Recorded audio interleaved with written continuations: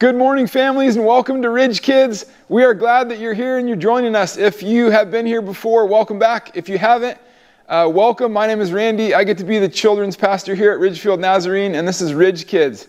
So today is no different than any other Sunday, but what we're going to do is bring you a message that we want you to enjoy with your family.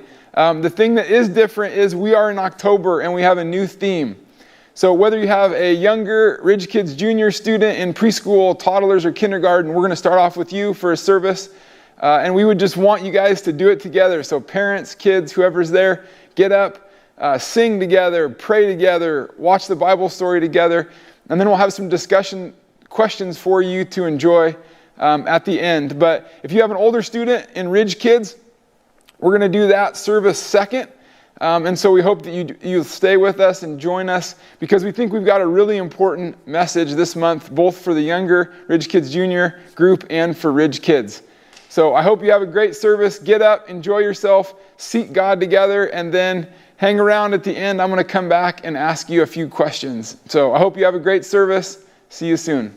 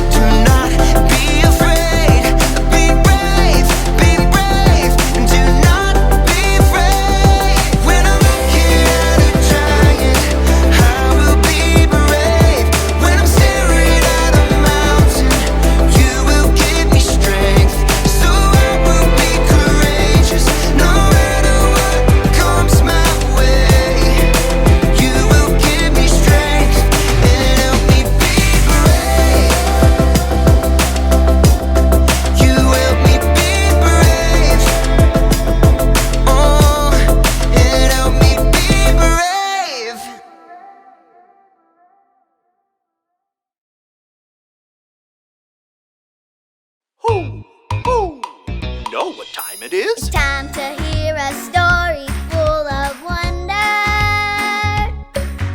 There's so much fun we'll have learning together. So let's go down to the clubhouse with Ollie and his friends. Let's go down to the clubhouse where wonder never ends at the Wonder Clubhouse. Meet with you at the Wonder Clubhouse. Meet with you. Oh, hi friends! I'm Zoe! And in this basket, I have something super. Do you want to see what's inside? Okay, first we have super gloves. You think that's cool? I also have a super mask and super boots. Would you look at that? You know, I'm only missing one thing. Do you know what that is? My super cape. Wow! Look at my costume. What color is it? That's right! It's red! Who? It's Ollie! Hello, Zoe. Who? I see a red costume on you. Hi, Ollie. This is my super red costume. What do you think? Super red costumes are fun. It's true. I have a story about someone super powerful for you. Listen up. Just follow me through. Who? Follow me through, follow me through, who? Ollie's got a Bible story for me and you. I'm just not sure which one will work best. Oh, hola friends! I'm Luis, the handyman. My niece's tire swing broke, and I'm trying to figure out what to use to hang the tire. It needs to be really strong. Which one do you think I should use?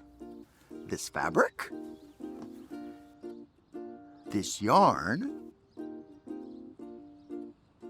Or this rope? I think you're right. This red rope will work the best. Say, that reminds me of today's story. Do you want to help me build it? Great! Hammers up, little builders. Ready? Uno, dos, tres, hammer! Great job, little helpers. You can put your hammers down. Now, we just need our story tools.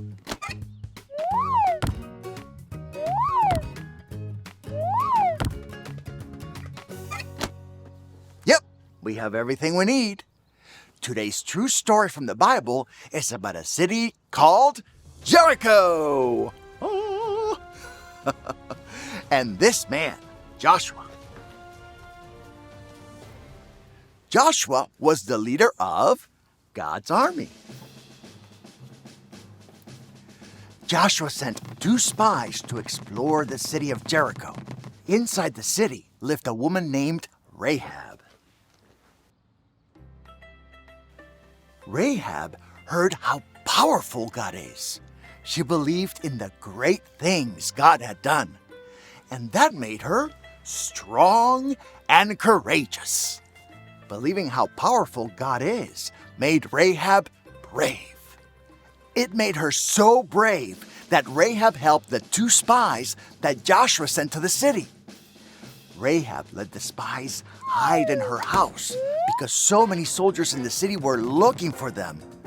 And if the soldiers knew that Rahab was hiding the spies, she would be in big trouble. But Rahab knew that the spies were friends of God, so she wanted to help them anyway. Then, when it was time for the spies to leave, Rahab was brave again and helped them get out of the city safely.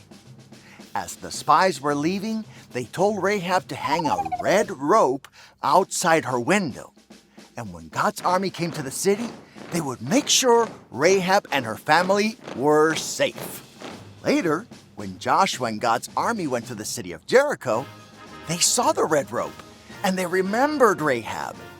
God's army made sure Rahab and her family were safe. God helped Rahab to be brave and courageous. And God can help you be brave too. Hey there, Ollie. Tell me, who can help you be brave? God can help me be brave. Yes, it's true. Now let's hear it from you. Tell me, who can help you be brave? God can help me be brave. That's the truth, friends. See you next time.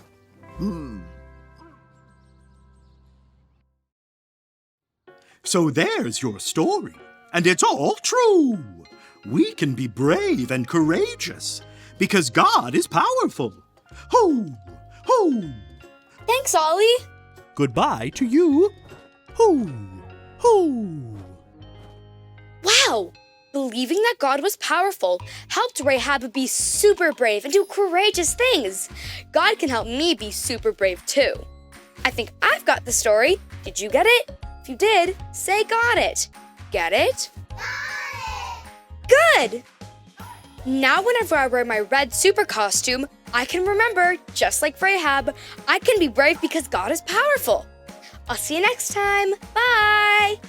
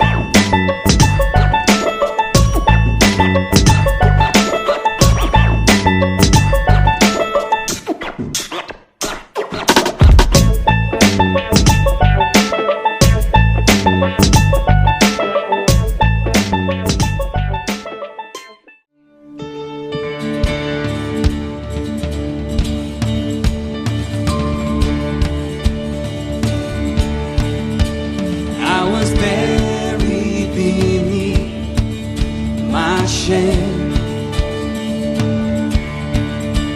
Who can carry that kind of weight?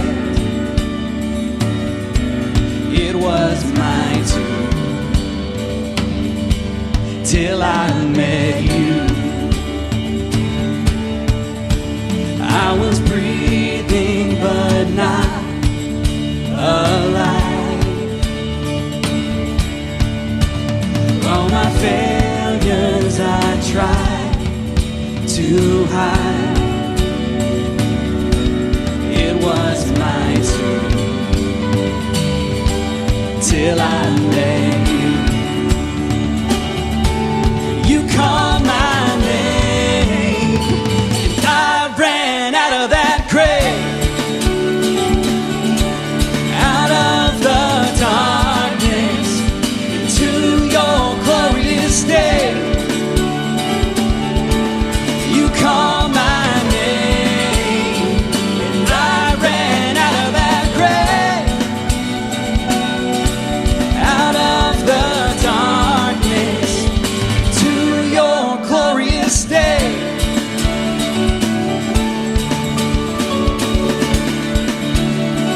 Now your mercy, now your mercy has saved my soul. Now your freedom is all that I know.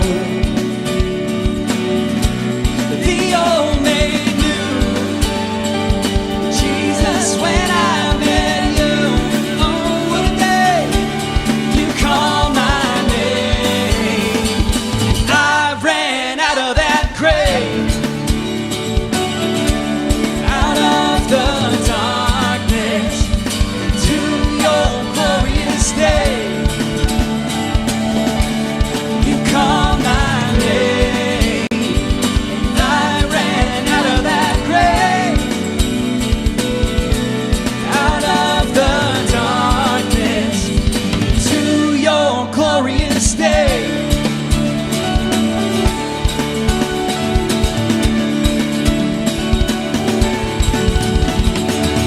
I needed rescue, my sin was heavy. Chains break at the weight of your glory. I needed shelter shelter. I was an orphan. You call me a citizen of heaven. When I was broken, you were my healing. Your love is the air that I'm breathing. I have a future, my eyes are open. 'Cause when you call my name, I ran out of that grave, out of the darkness, to your glorious day. You called my name, and I ran out of that grave, out of the darkness, to your glorious day.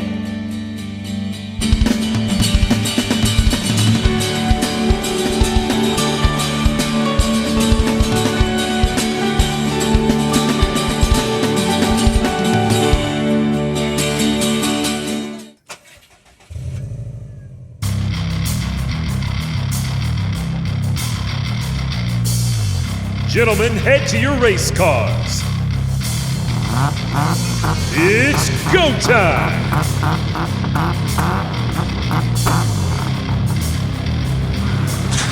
Go time. Go time. 3, 2, 1, go! I win!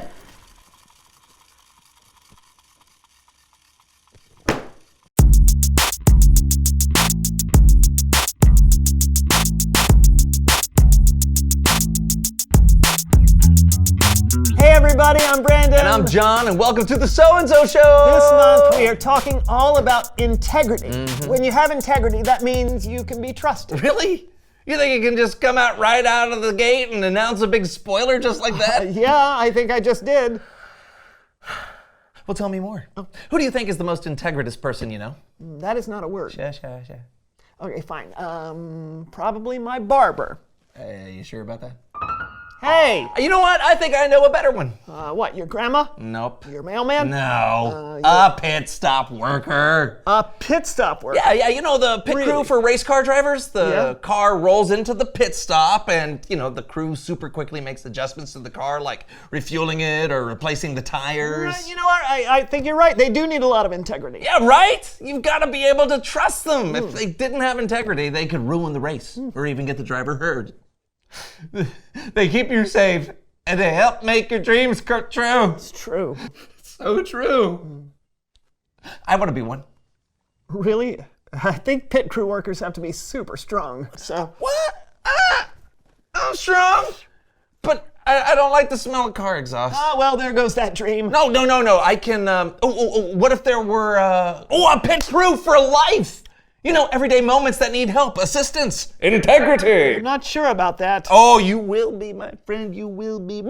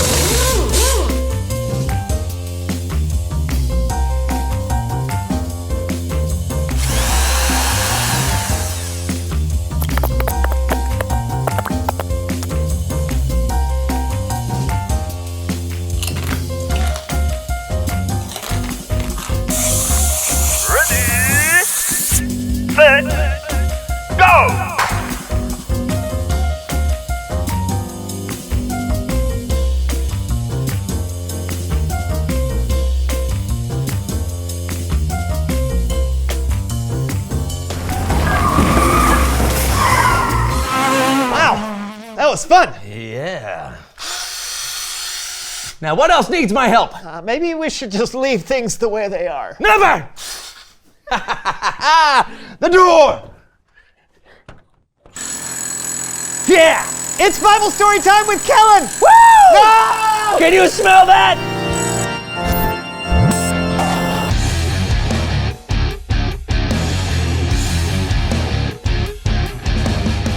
Hey guys! Hey, Kellen.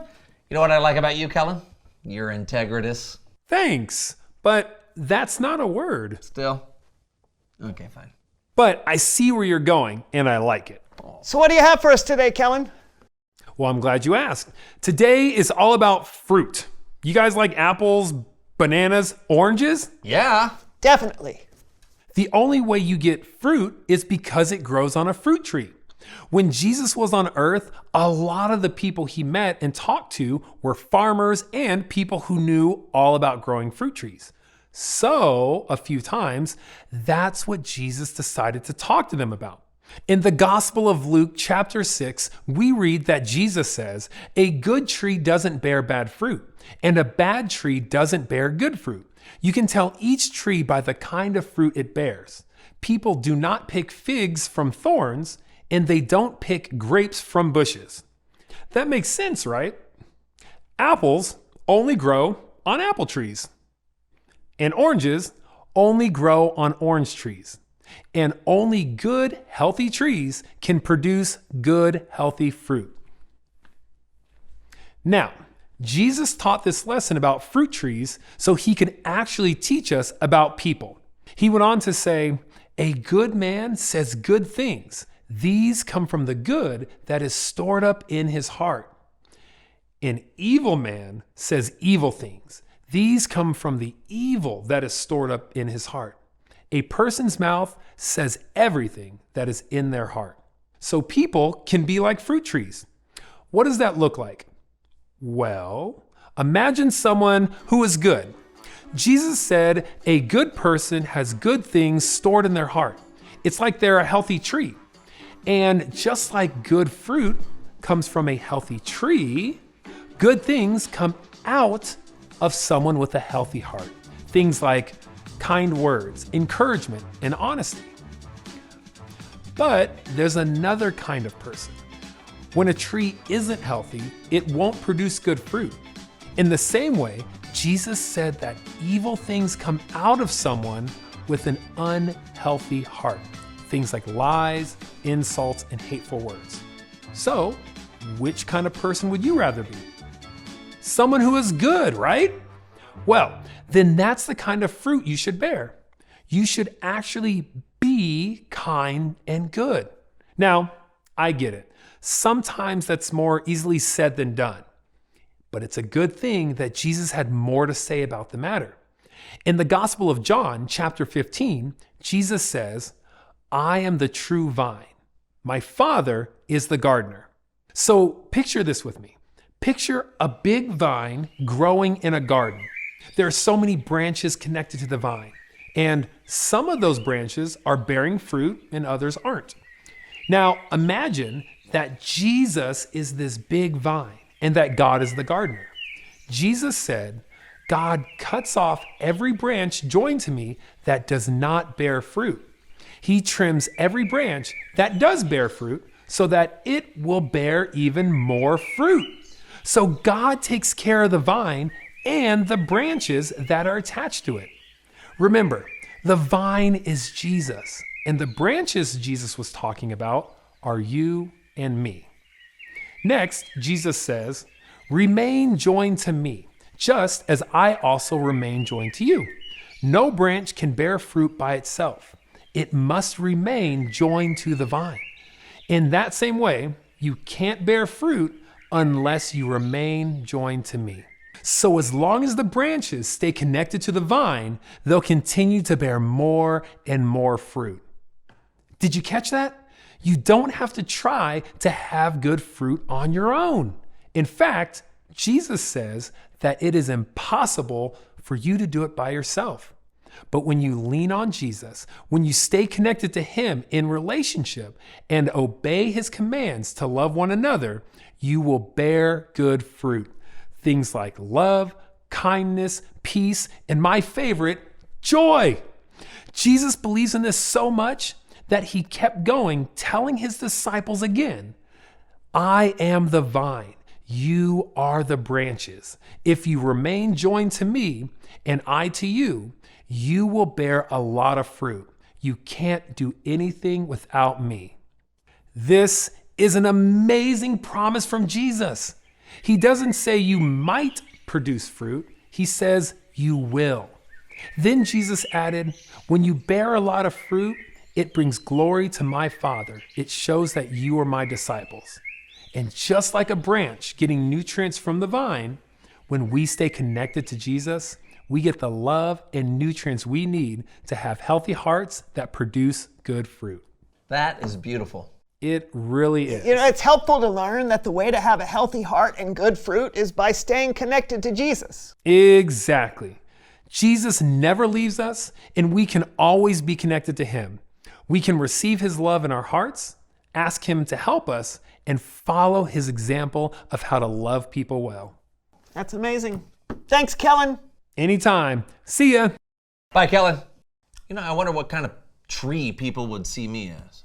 Well, hopefully a good one. Yeah. Instead of an apple or orange tree, would people describe me as a kindness tree or a joy tree? I think you can have a lot of good types of fruit. But that's a good thought. Reveal the question. How do you want people to describe you? Yeah. Do you want to be described like a pit crew member, helpful and trustworthy? Or perhaps as someone who is patient and kind. Yeah, or funny or generous. Yeah, there's lots of examples of what fruit could look like. It all comes down to your actions. Yeah, the way you act reflects who you are. So it's good to choose actions that are true to you. Yeah, and who Jesus helps you to be. Yes. Think about it, talk to somebody, and we'll see you next time. I'm Brandon. And I'm John, and this was the So and So Show! Yay! Ooh, hello. Yep, I could not. I got something for you. Are you ready? I'm ready. It's a game. Yeah, it's a game? Sort of. I like But it's also life. Is it the game of life? No. All right. What am I? A statue? No. What kind of tree am I? I gotta bear good fruit, right? Sure. Palm tree? No. I do have palms, though. Oh, good. Yeah, but That was close. I'm not a palm tree. Pear? No. Pear tree? No. You know it's a metaphor, right? You're not actually a tree. Oh, I did it! I'm an apple tree! Where did that... Yeah, I knew I loved apples. See, look at that. Go! How are you doing Oh, this? and a banana. I got a banana. What's a metaphor? Is that the one with as or like? So this month, as you know, we're talking about integrity, and how we defined integrity was doing the things that are right all the time. So choosing to be truthful in whatever you say and do. And we know that we need God's help for that. So this week we looked at that story in Luke chapter 6, but it talks about a tree and its fruit. So when Jesus was talking about this, he was saying that we'll be able to see people's hearts by the things that they do. And our bottom line was be truthful with your whole life. Now, here's the key. We can't do it on our own. And so I would just challenge you guys to think about this and what areas of your life do you need God to come into, and where are you wanting to show fruit from God that isn't necessarily happening? So I just encourage you to pray this week and ask God, come into my life and help me to bear the fruit that you want me to bear. Not that I would do things on my own, but I would do it with you. If you want us to pray for you, if you just want to share what God's doing, you can always text us or call to the number 360-552-7794. I'd love to pray for you, our prayer team as well, if your family's going through some things. But my challenge is this week is, what would it look like for you to bear fruit? Just like Jesus challenged us to do here. He said, a good tree doesn't bear bad fruit, and a bad tree doesn't bear good fruit. And what Jesus is saying is what's on the inside is what matters most. So spend time with God this week. Seek him and let him direct your path. And I'll look forward to seeing you next week. So have a great week living out your faith, and see you next week, Ridge Kids.